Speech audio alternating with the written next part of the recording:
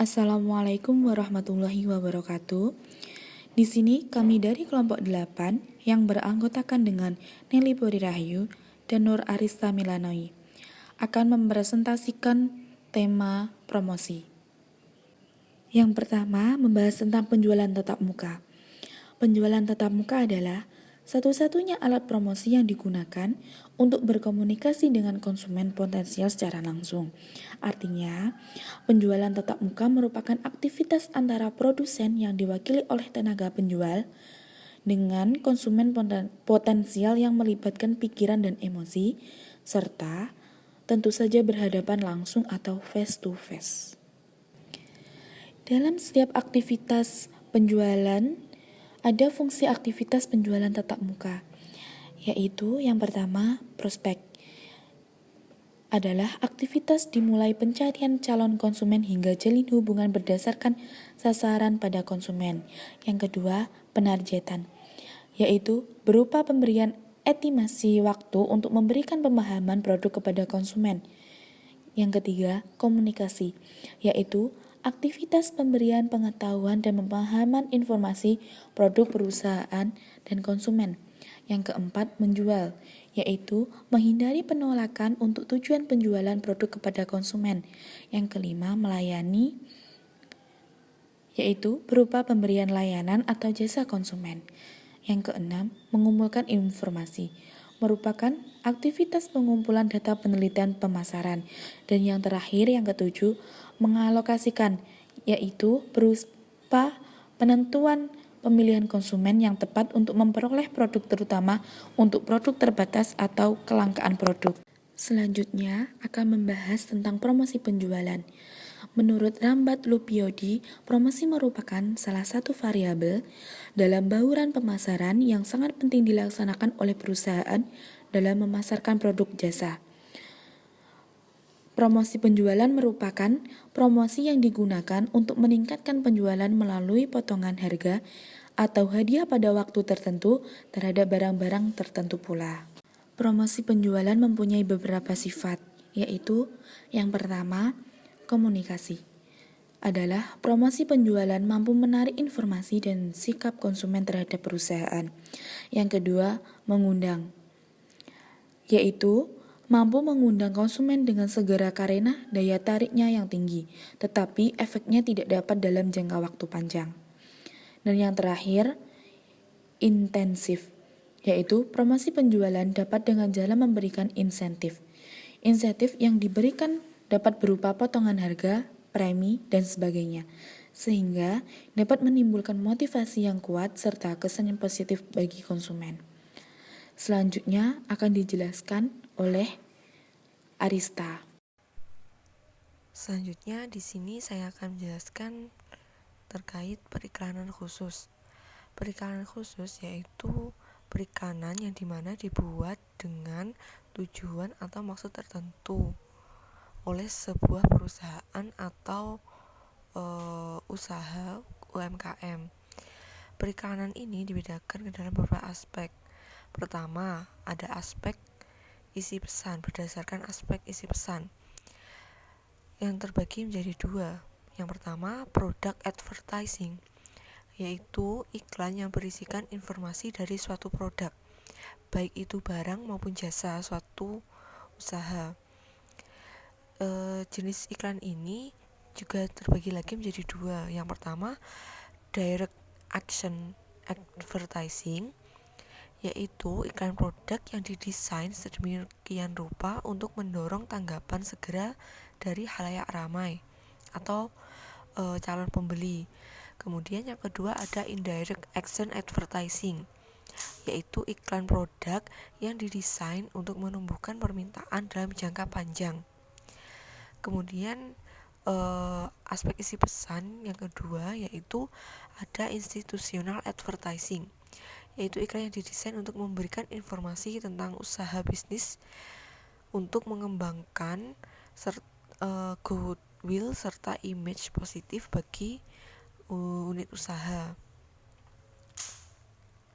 Selanjutnya yang kedua berdasarkan aspek tujuan, terbagi menjadi tiga: pioneering advertising, competitive advertising, dan reminder advertising.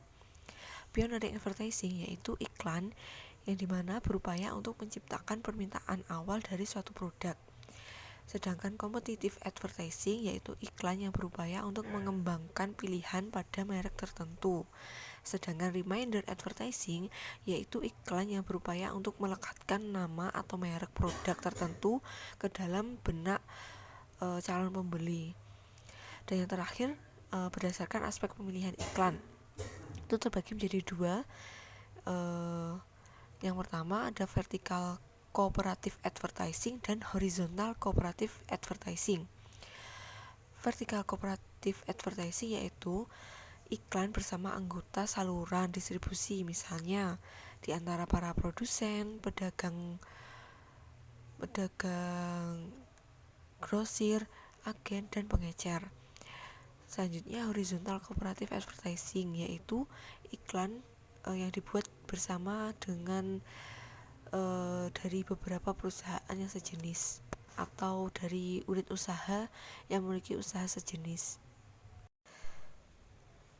Promosi melalui e-commerce. Di masa sekarang ini, seorang pengusaha itu harus cermat dalam menentukan langkah untuk melakukan promosi terhadap produk yang ia buat, agar produk yang ia buat itu mampu diterima oleh masyarakat luas. Salah satu sarana atau cara yang dapat dipergunakan oleh pengusaha yaitu promosi melalui e-commerce. Apa itu e-commerce? Menurut M. Suyanto tahun 2003 mengatakan bahwa e-commerce atau EC itu merupakan suatu konsep baru yang bisa digambarkan sebagai proses jual beli barang dan jasa pada World Wide Web Internet atau melalui jaringan informasi yang dimana termasuk ke dalamnya yaitu internet.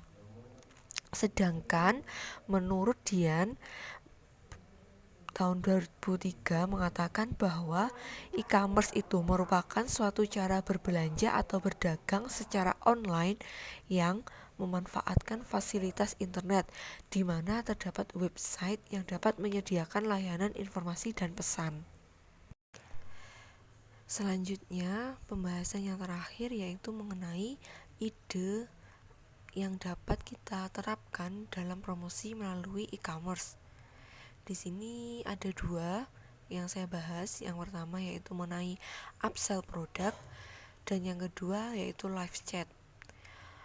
Upsell produk atau upselling itu merupakan suatu cara atau teknik yang digunakan untuk membuat pelanggan itu mau untuk membelanjakan lebih banyak uangnya untuk membeli produk yang kita buat dengan versi yang lebih ditingkatkan dari produk sebelumnya. Ada dua pertimbangan yang dapat kita gunakan saat melakukan upselling produk. Pertama, pastikan bahwa produk lain yang Anda tawarkan itu berkaitan dengan produk yang ingin dibeli oleh konsumen. Yang kedua, sadari dan perhatikan secara teliti saat mengantisipasi rentang harga kemampuan berbelanja dari setiap customer atau konsumen Anda. Yang kedua yaitu live chat. Di sini yang dimaksud live chat yaitu kita sebagai pengusaha itu mampu terhubung secara baik atau melakukan percakapan langsung terhadap konsumen itu melalui live chat ini.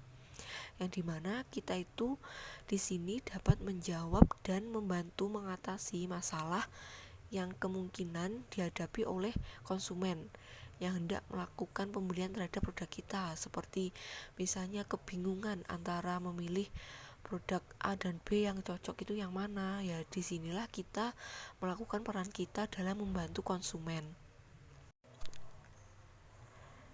Sekian presentasi dari kelompok 8 mengenai promosi bagian yang kedua. Ada kurangnya kami mohon maaf. Wallahul muwaffiq ila aqwamit thoriq. Wassalamualaikum warahmatullahi wabarakatuh.